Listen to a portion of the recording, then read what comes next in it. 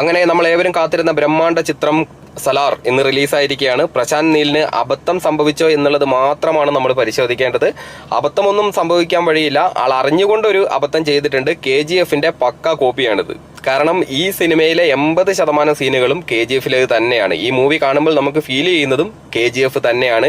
BGMI പോലും KGFിനോട് ഉപമിക്കുന്ന രീതിയിലാണ് ചെയ്തു വെച്ചേക്കുന്നത്. കൂടുതലായിട്ടൊന്നും പ്രതീക്ഷിക്കരുത്. KGF എന്താണോ അത് അതുപോലെ തന്നെ ചെറിയൊരു മാറ്റം വരുത്തിയിട്ട് പകർത്തിയിട്ടുണ്ട്. രണ്ടുപേരുടെ അഭിനയം തകർത്ത് വാരിയിട്ടിട്ട് ഒന്നും പറയില്ല. പൃഥ്വിരാജ് തകർത്ത് അഭിനയിച്ചിട്ടുണ്ട്.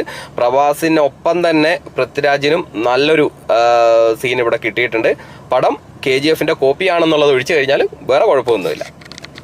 മറ്റൊരു കാര്യം, ക്ലൈമാക്സ് ആരും പ്രതീക്ഷിക്കരുത് കേട്ടോ. ക്ലൈമാക്സ് എന്ന് പറയുന്ന ഒരു സംഭവമില്ല ഈ സിനിമയ്ക്ക്. കാരണം ഇത് വെറും ബിഗിനിങ് മാത്രമാണ്. മറ്റുള്ള ബാഹുബലി ആയിക്കോട്ടെ, KGF ആയിക്കോട്ടെ, ഇതിനൊക്കെ നമുക്ക് ഫസ്റ്റ് പാർട്ടിൽ ഒരു ക്ലൈമാക്സ് നമുക്ക് ചെറിയ രീതിയിൽ ഫീൽ ചെയ്തിട്ടുണ്ട്. ഇതിൽ അങ്ങനത്തെ ഒരു സംഭവമേ ഇല്ല.